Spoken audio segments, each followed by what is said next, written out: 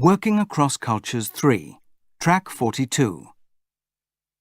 And now I'd like to look at a few solutions to the problems and offer some tips for both participants and call leaders. It may seem obvious, but when you are part of a conference call, make sure you are in a quiet place and not likely to be interrupted or disturbed. This follows on from what I said earlier. Actually, the mute button is important to use when you are not speaking, so that you can reduce background noise. Personally, I use a headset for this type of call.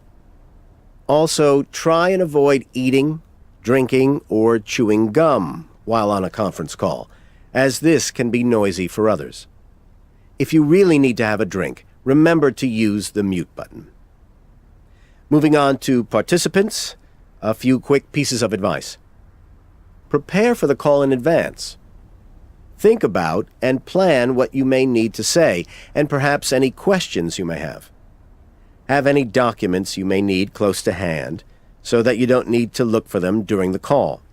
Being on time is also important.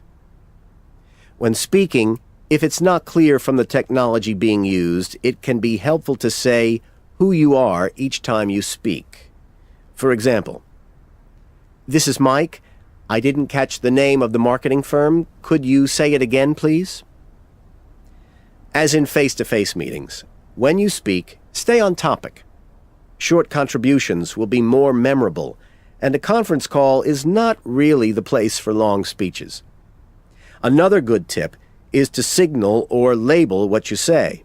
For example, "This is Mike, and my idea is..."